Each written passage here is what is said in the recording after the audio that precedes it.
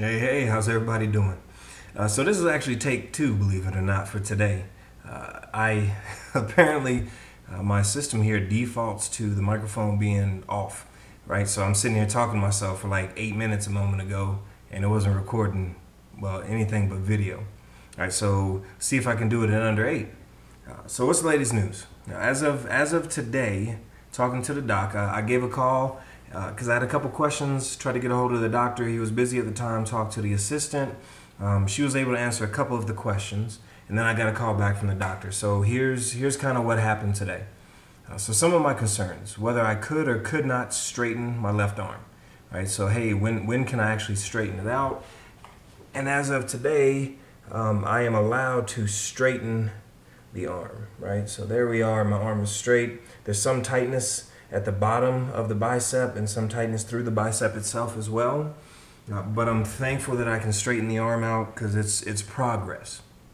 The tape can officially come off today. See, this mirror image thing isn't working. There we go. So the tape can officially come off today. So that's a plus 4 days post-op. So I'll be taking that off. So next time I have a video, I'll probably be zooming in on the sutures, the scars, and talking about where all the holes are that they placed into my shoulder. What else did I ask? Range of motion. Like, can I start doing passive range of motion? Now, passive range of motion is nothing more than what you just saw me do. Let my arm hang, right? Not having to have the sling on, and then moving my body around the arm, allowing gravity to pull the arm down, and starting passive, not active, not engaging any muscle groups to move the arm, but allowing it to just hang freely. Excuse me. So I got the go-ahead, I got the okay to do passive range of motion a little bit. With one exception, I can't allow the arm to extend out from the body. They want it to stay fairly rigid and close to my abdomen, close to my side. It's funny that I say that because right before they called me back, I'd actually shoved a blanket in there to get some separation between my body and the arm. It wasn't super comfortable, but it wasn't like a sharp pain either. So I don't think I don't think there's any injury associated with what I did, but I won't be doing it again. I've got a little balloon filled with sand, right, for hand strengthening. So 2 or 3 times a day, I'll just kind of move that around in my left hand to start building up the strength and the dexterity in the fingers and the forearm, since it's been just stagnant for 4 days now. Physical therapy. So I'm going to have the appointment 2 weeks post-operation. Physical therapy is on hold until then. Once I get into the office and he can, take a look at it and get the sutures out, we sit down and have a discussion, then he'll likely write up what kind of protocol and how active he wants my shoulder to be, and then I'll make the appointment with physical therapy to get that piece taken care of, or at least get it started. Other questions that I had: showering. I can take a shower now as of today and allow the water to run on it instead of a rag in a sink, in a basin, whatever you might call it. And that's really today in a nutshell. Yesterday, there wasn't a whole lot of change, so I didn't come in and make a video yesterday. Oh, medication. So I continue to wean myself back a little bit at a time. Yesterday morning and this morning, both days, I had 2 pain pills. At lunch, I had 1 Aleve liquid gel.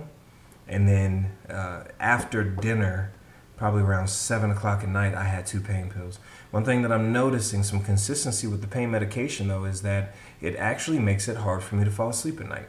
It's weird. I haven't been to sleep any earlier than midnight since taking the medication, since taking these pain pills, which is odd for me because I'll tell you, I'm an old man. I'm trying to be in the bed before 9 o'clock. I like my rest. Well, that, and I get up at 3:45 in the morning to go to the gym. Well, did. So... but the plan tomorrow is actually to cut back to 1 pain pill in the morning, the 1 Aleve liquid gel at lunch, and then 2 pain pills in the evening. And my reasoning for that is, though the pain pills make it a little difficult for me to fall asleep, they help once I am asleep. In that if I move, if I shift, if I adjust, if there's any discomfort or pain in the shoulder, it's fleeting.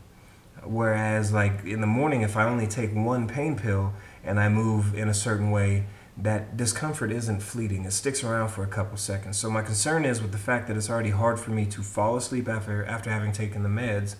I want to make sure that it does its job well enough that when I move, and there is a sharp or a dull pain that wakes me from sleep, that it's minor and I can get back to sleep. Whereas if I were to only take the one pain pill, there's a chance that it would wake me up enough that I may not be able to fall straight back to sleep. Right? So that's why I take 2 in the evening, and I'm going to cut back to 1 in the morning. Oh, and man, some of the best news as of today. I actually got a call from Retirement Services up on post, and they said I should have my retirement orders in hand, figuratively speaking, in 10 minutes. So it is official that 30 September of 2015, I will be a Army veteran retired. So I'm looking forward to that, right? Big step, another chapter, scary at the same time, and I still don't know what I want to be when I grow up. But this will force that, because once you have retirement orders in hand, it's a done deal. You don't get to just change your mind at that point. You're on your way out the door. So that's good news. That's my good news story for today. Well, that and the fact that I get to go and throw some soap on my body so I don't smell like, stale underarms. I think that's about it for today.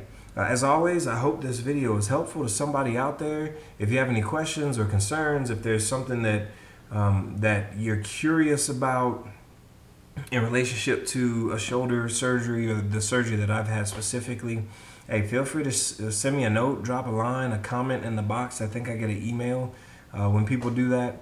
And I will do my best to answer your questions or concerns with the next video, or even get in there and type up something real quick if it's something that I can answer that way. All right? So as always, thanks for watching, and I hope you all have a blessed day.